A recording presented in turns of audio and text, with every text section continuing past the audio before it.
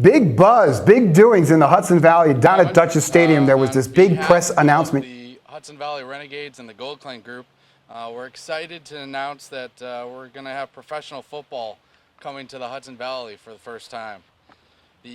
Everyone crammed into Dutchess Stadium to hear what the news was, and Brian Woods is here, the commissioner of the FX Football League, and he's here to tell us exactly what you told everybody down at Dutchess Stadium.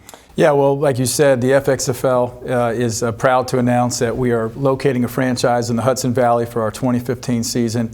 Very excited to be partnering. As I told you today, our partnerships really are about partnering with minor league baseball clubs. And Hudson Valley was a great fit for us. It was a market that we targeted right shortly after our 2014 season had concluded. And we're excited to have them part of our 2015 season.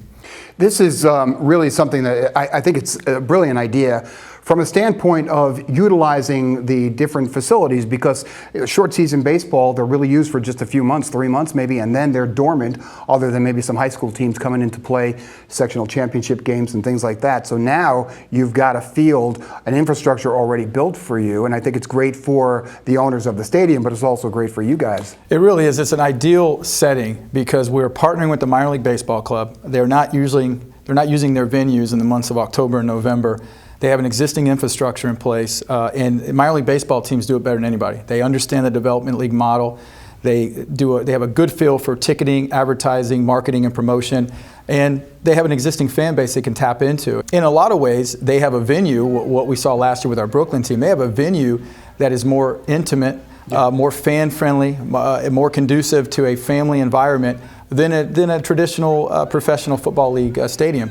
So we're very excited about establishing these partnerships. Last year was our first season, and we did one with Brooklyn. We're our first team to really kind of test the business model, and they loved what they saw. They loved the results, and so they happened to be down at the winter meetings for the New York Penn League and help us actively recruit some other teams to come into the fray. And Hudson Valley, of course, was a market that we were interested in and a market that had been brought to our attention shortly after the 2014 season was over with. And we think it's going to be a good fit going forward for the FXFL. And you brought up a good point as far as developmental. In baseball, you have a farm system. In basketball, you have that D-League. But in football, professional football, there really isn't a feeder program other than colleges. No, there isn't. And honestly, from just the kind of schemes and what's going on with the college game where the rules deviate a little bit from the NFL, the college game can really no longer be looked upon as a development model, or a developmental platform.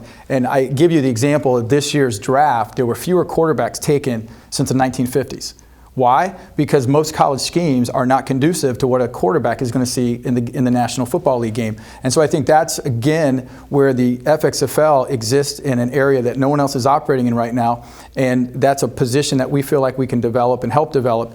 And I think it's a good business model that we have, and I also feel like the number of players that we returned to the National Football League last year, which was almost 30% of our roster, was very impressive, especially for our first year of operation.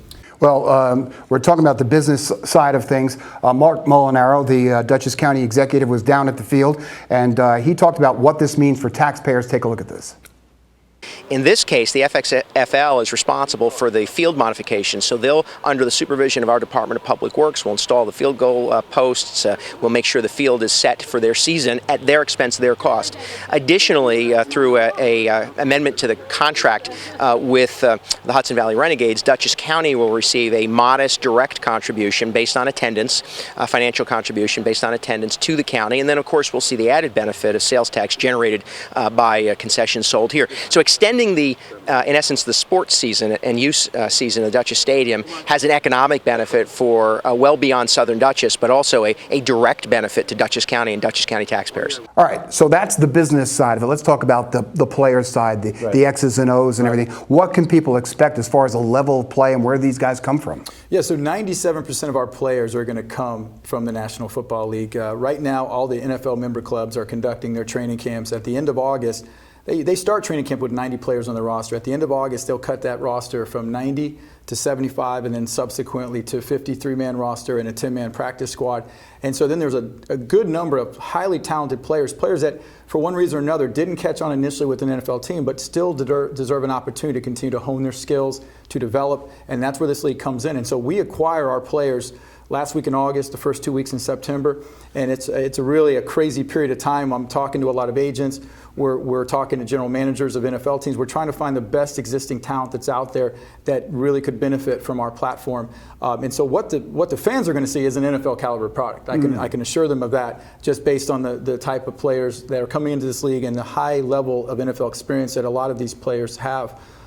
So it's an NFL caliber product, and I think the fans will be very happy with what they see. Young players coming up, or older players kind of on their way out? Yeah, that's a good question. And I think in a developmental model, if we're adhering to what a developmental model is supposed to be, then it's important that we're not acquiring players whose NFL shelf life is probably expired. We want to go after the top young players who still have a legitimate chance to return to the NFL. You're going to have any kind of open tryouts for local and for people in the local areas to be able to have an opportunity? Yeah, we are in every one of our markets this year. So that means in Mahoning Valley in Ohio, in Brooklyn, and of course here in Hudson Valley, we'll conduct an open workout the day before the players report. So I think right now we have that slated for Sunday, September 20th, to give players that might be on the fringe. Again, all of our players are coming specifically from the NFL and highly, NFL caliber players.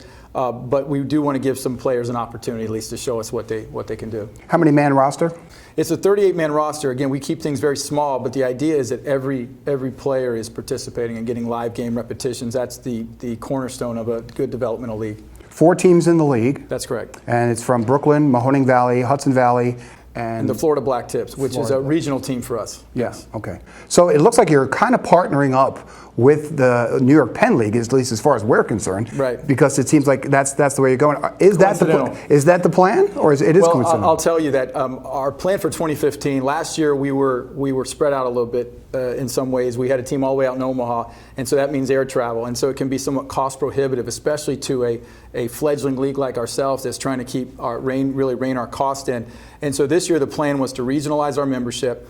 And so we wanted to focus on the Northeast because Brooklyn did so well last year. And of course, there's a lot of good single-A baseball teams in the New York Penn League in this area of the country. AA and AAA teams, their staffs are pretty consumed 9-10 months out of the year. That's right. These single-A short season teams have been perfect for us because the players are only there for a few months.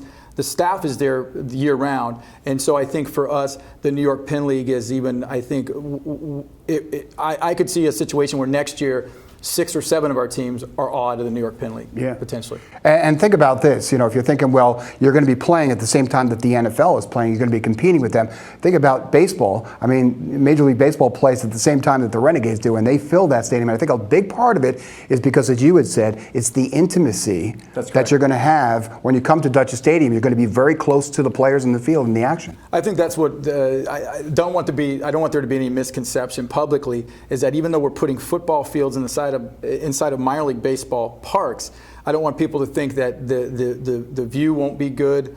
And like I told you earlier on, that really what we've seen is a football field inside of minor league baseball park in a lot of ways is better than what you'd see in a traditional professional football league venue. And the fans are much closer to the action. They can really see the speed of the game. And when you have an NFL caliber product out there, I think it's going to get people really excited. Yeah. All right. So first game of the season is? First game of the season for the FXFL, first week of the season, kicks off Friday, October 2nd. Hudson Valley, I believe, is on the road. They have a game Saturday in Mahoning Valley in Ohio, and their first home game is going to be Saturday, October 10th here in Hudson Valley. Great. So there's going to be a lot of activity between now and then as you ramp up and get the teams together. There'll be a lot of activity at the stadium.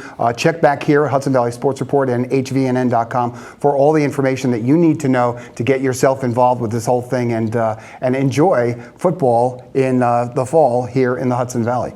So, Brian, thanks so much for coming in. Definitely. I appreciate it. Thank you. All right.